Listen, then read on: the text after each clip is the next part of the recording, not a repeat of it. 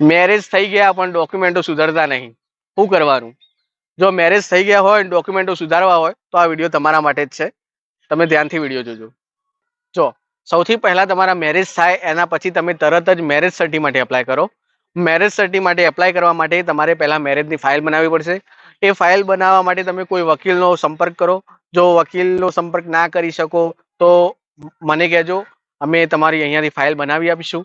એ file તમે તમારા જ્યાં લગ્ન થયા હોય, તમારા લગ્ન ગામડામાં થયા હોય તો ગ્રામ પંચાયતમાં, અને સિટીમાં થયા હોય તો નગરપાલિકાનો સંપર્ક કરો. નગરપાલિકામાં એ ફાઇલ આપો અને ત્યાંથી તમને મેરેજ સર્ટી કાઢીને આપશે.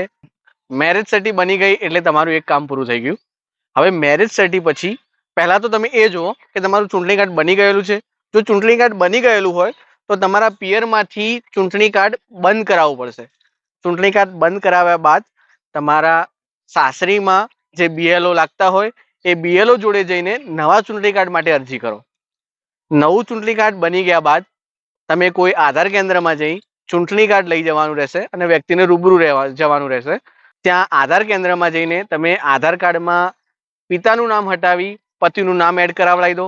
એકવાર આધાર કાર્ડ બની જાય, આધાર કાર્ડ બની ગયા પછી પાન કાર્ડમાં, રેશન કાર્ડમાં, બધા જ ડોક્યુમેન્ટોમાં ધીમે ધીમે તમારા ડોક્યુમેન્ટોમાં પિતાનું નામ હટાવડાવીને પતિનું નામ એડ કરાવડાવી દો.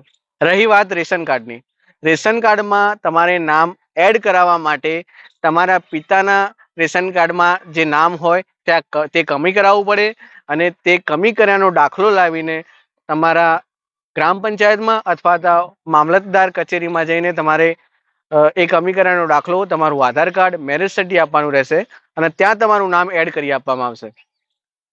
બસ બીજી માટે તમે અમારી મા સરસ્વતી CSC સેન્ટરનો સંપર્ક કરો. જય હિન્દ, જય ભારત.